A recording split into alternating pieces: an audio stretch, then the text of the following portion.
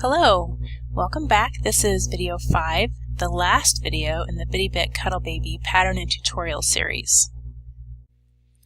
Now let's prepare the body to sew the baby's head on. So the body was stuffed, we had set it aside in a previous video, and now we are going to gather the large neck opening. So take a doubled piece of thread, knot it. Sorry I'm off camera again here. I'm going to get better at that, I promise, in the next video. And I'm just doing a gathering stitch. I went ahead, knotted it, I brought it in from the back, from the inside. I took a one stitch just to reinforce it a bit, and then gathered it all the way around. I'm about 1/4 of an inch down from the edge of the neck, and I'm taking it all the way around, starting in the center of the back, going all around to the and then when I get back to where I started, you see how I have it pulled together? What I want to do is grab the head, place it inside there. Again, I'm sorry you can't see what I'm doing, but I'm putting the head in there and checking to see if I need to add any more stuffing, because now's the time, if you feel like you need to fill out the belly some more or whatever, to do that. And once you're satisfied with that, then with the head in place, you just pull that gathering stitch snugly in place. You want it pretty tight around that little head. And once it's snug, then I go ahead and take a stitch, and I'm going to go through that twice through that loop, and I'm holding the thread so it's taut and I don't lose that tension that's on there. I put the thread, I loop the needle through twice to make a knot, and I pull that knot down. And so now that neck is now gathered in place, and I know it looks a bit rough right now, but it won't last. We'll fix that. So then I just put my needle into the body to hide the knot, basically. So now we're ready to actually attach the head to the body. And the first thing I do is put the head back in again and make sure that string, the loose string that I retied the neck with, is tucked in, and then I tuck in the raw edges of the neck fabric right there. I'm not too worried about having them all completely tucked in perfectly, because I'll also do that as I sew around the first round. But I do this to just kind of get an idea of making sure it's tucked in at least a little bit all the way around. Also, I'm rechecking the body a little bit to make sure I like it. I'm also seeing where the head is located. You know, we're making sure I want the head facing in the right direction. And with the baby heads, a lot of times I like putting their heads at a slight tilt, a slight angle where they're not looking directly straight on. But of course, that's just up to you. You can do whatever you want. You can also pin it here if you want. Like once you get the head where you want it, you can place a pin through the chest where it'll go through the muff and hold it in place if you want to.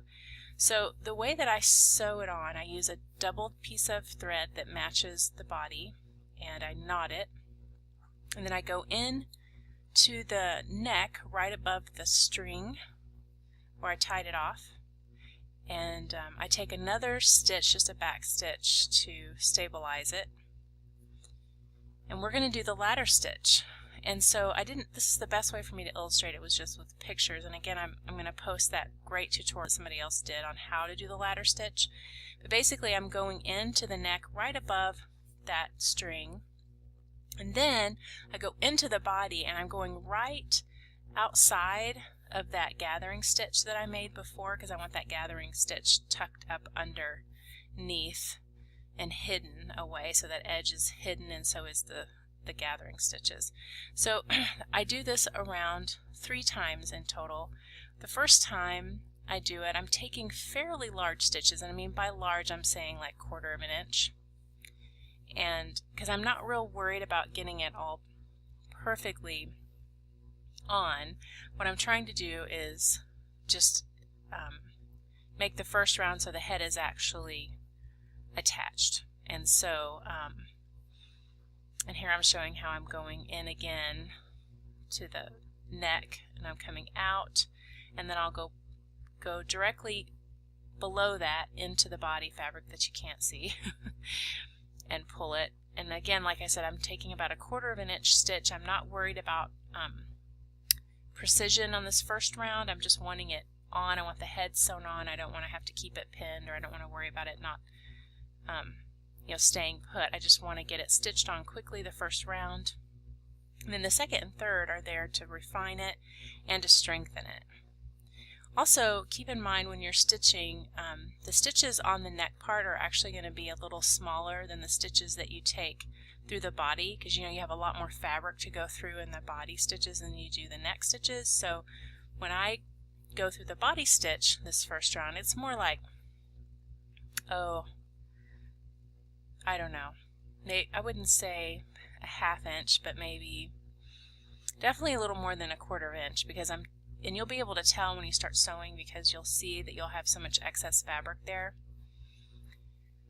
So I go all the way around, and once I get to the back to the starting point, which is the back of the center of the head, I will tie it off, which I should be there just any second now. And I actually tie it off and knot it. Here I am knotting it off, and I hide my knot again, like I've talked about before, where I loop through it twice, and then I go back in really close to where that knot is. I go in through that right next to the knot, and then I come out the body, usually out, kind of pull it, kind of tug it, and it'll pull that knot down. Okay, so round 1 is done, and so each round I start with a new knotted piece of thread. And I do that too because if, you know, one piece of thread somehow gets broken or worn out or something, you know, something happens, then there's 2 more rounds of thread that's holding the head in place. You'll also notice that as you do this, each round you're going to use a little smaller stitch, and you'll notice that the neck will get neater and neater in appearance. One of the reasons why I did the neck the way I did in this pattern is it's great for a new sewer, because it's easy to make a nice looking neck with that gathered neck, so don't be worried about perfection if you've never sewn before. The stitches hide really well, and they're not noticeable at all.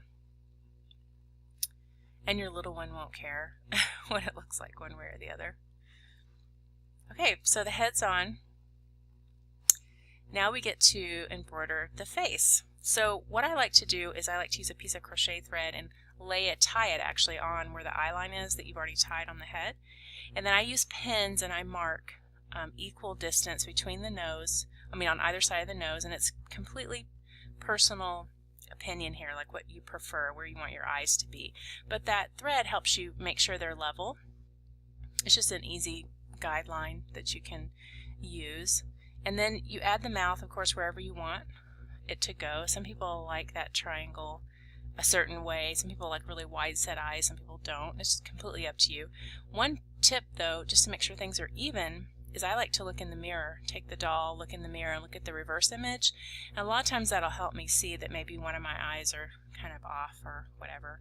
But don't overthink this, you know, just get your thread, tie it on the head, just use it as a guideline, and put your pins in place. And then after you're happy with the pin placement, then you can take the pins out, and I like to use my air-soluble marker, but you could use a pencil here too, because these marks actually will be hidden, so even if you use something that's not easily removable, you won't see it more than likely, especially if you make sure you just make a small mark and you just stitch over it. So that's what I do, is I use my my pins, and I keep it really simple with these dolls. Of course, again, this is all personal preference. You can do anything you want. I encourage you, in fact, to look up different embroidery stitches and look at different styles and do whatever you want. But if this is your first doll, keep it really simple, and that's what I'm going to show you. I'm going to show you 2 different ways that you can do the eyes. For one, with a little doll, you don't want too much detail because it just becomes, you know, too much, and it kind of gets lost. I like to use a single piece of embroidery floss because it's just that, you know, it's a tiny doll, so I like to use a single one, depending on the type of eye style. So this one, the first one, actually, I forgot. The first one I actually used two because this is the French knot. And so I go in with my needle. I have two threads of embroidery floss on my needle. I don't knot either end. I don't knot it at all. I go through the front, which I'm sorry, I'm off of camera again. And then I leave a tail. I take it off the needle. I leave a tail on the top of the head. And I rethread my needle, and then I make a French knot. And actually this one I made a colonial knot, which is really similar to a French knot. So you could do either one. I mean, if you just glance at them, you can't really tell the difference between either one of the knots. So if you don't know how to do it, that's definitely something you should get on YouTube and look it up. There's really great embroiderer people out there that have done really detailed embroidery. But that's what I did here. I just made little knots for his eyes. So I do the first eye, I leave that thread hanging, and I repeat on the other side. And you could use more thread if you wanted, like to make a bigger French knot eye. You could definitely use, 3 strands or more if you wanted. I like, on these little dolls, again, I just like the smaller eyes. That's just kind of my thing. But I've seen really cute styles in lots of different ways with these knots, like multiple knots, things like that. So once I get that second knot made, and I'm using my hemostats here too because it just makes it easier for me. So you could use tweezers, and you can also not use anything. You can definitely pull it through. The way I like to secure those embroidery threads at the top is I use my oh, and I'm pulling, by the way. After I make those knots, I pull them in a little bit to kind of sink the eye down in, just a little bit. And now I'm going to do the mouth, and the mouth again is, just preference.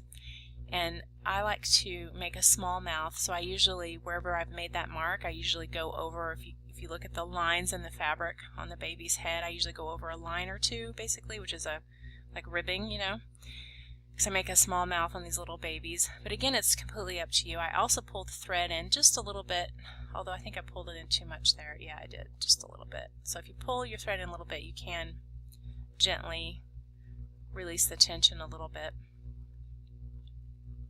So now you have all these strings hanging out at the top of the head, and you just use your needle, and I go in and make a back stitch, and then go in twice, just my standard square knot thing. I go in twice and I pull it snugly, go in right next to it to pull it down inside the head and go out the back of the head and try to hide the knot. And I do that with all of them. So after all the embroidery floss is secure, then the little face is done. And we are going to talk about hair in just a second. But I want to tell you about one other option for the eyes. So that was the knot eyes, like French knots or colonial knots. Instead, this eye is a series of little stitches that you're going to sew, and it looks kind of squarish actually, the way you sew it. It's super simple. You go in the same way from the front of the head. You go into the mark that you made with a single strand of embroidery floss. Come out the back, leave a tail, come back, rethread your needle to the front of the thread that's in the front of the face, and then you just take little stitches. You see how I've gone in and out there? You repeat that on both sides, going up 3 or 4 stitches tall or so, and it makes a really cute, simple eye. Really, really cute. And super simple, super simple. And here they are together so you can see both of them. If you're a little worried about it and you don't know, if you've never done embroidery before, practice on the back of the head before you sew the hat on.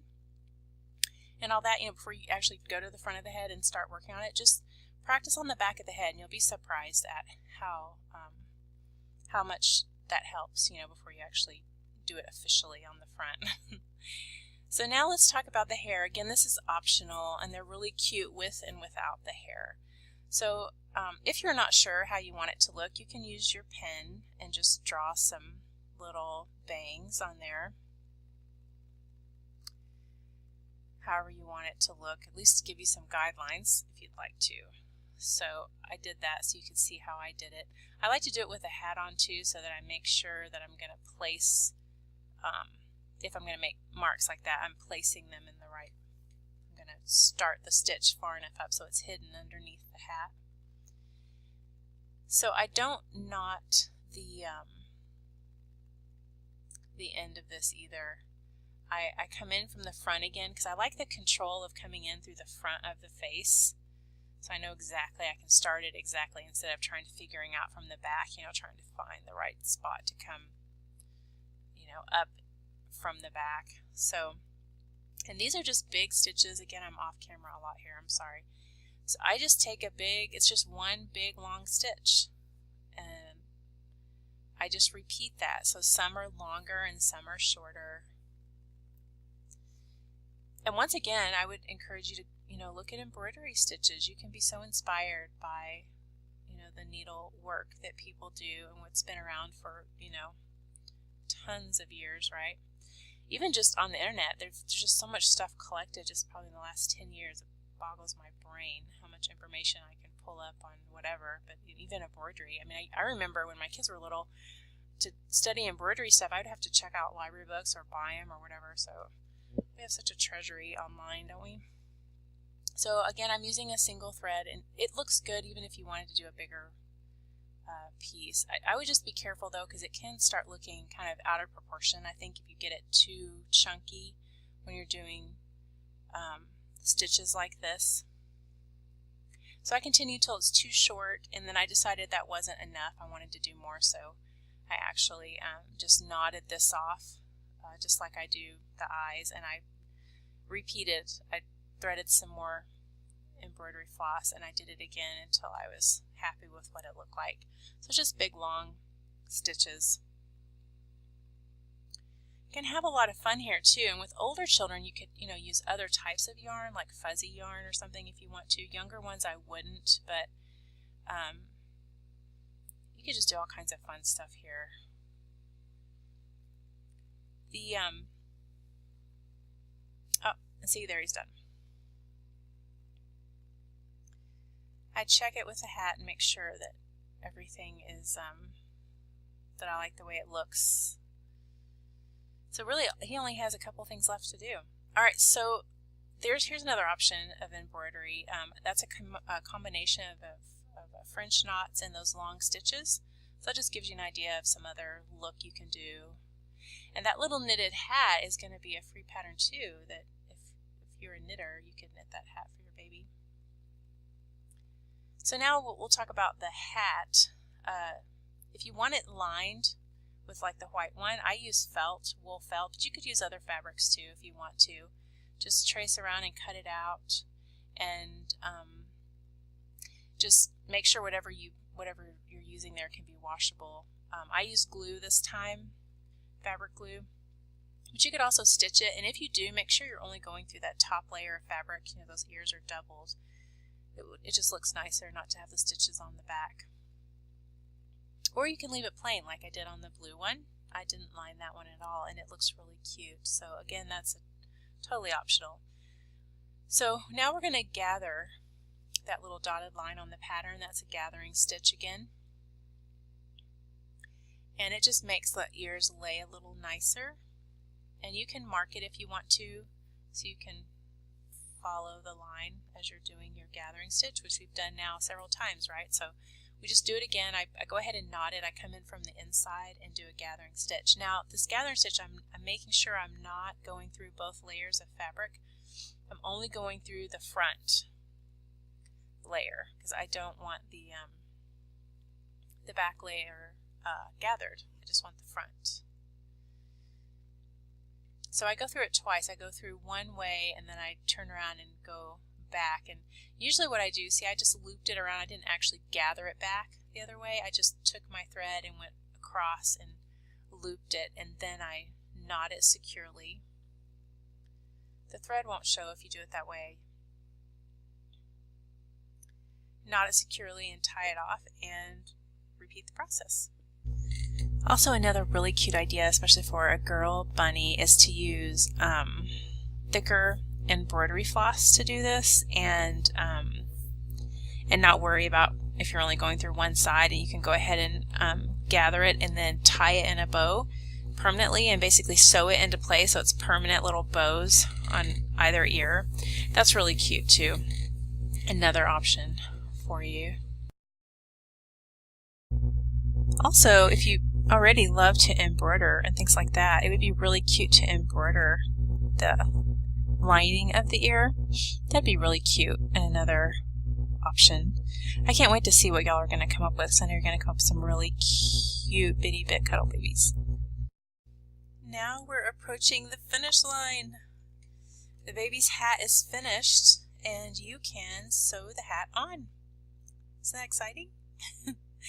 So here, because this little hat has a finished edge from that sweater, that I upcycled, I don't have to tuck it under and hide the raw edge or anything.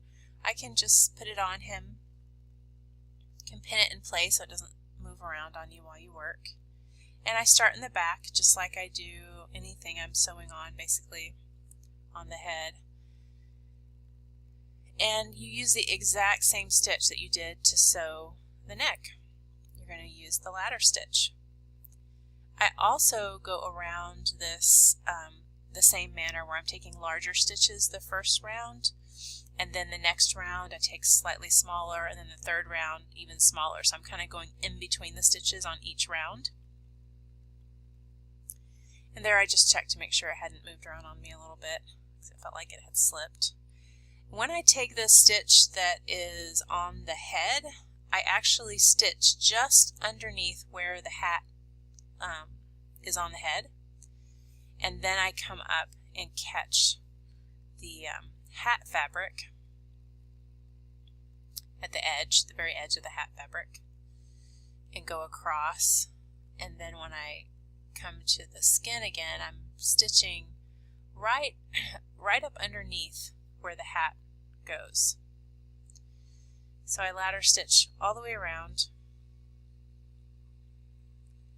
It goes really quickly once you get the hang of it. If you've never done this before, it may seem complex or something, but it really isn't. Once you start, it's not complex at all, and it's actually, I think it's relaxing to hand sew. I know not everybody feels that way, but I do. I enjoy hand sewing. And again, don't worry about perfection, especially on this first round. Like if you're thinking it's looking kind of funny, just make sure that the hat is placed. The most important part is that it's placed correctly on the head, because you're not going to be able to move it again.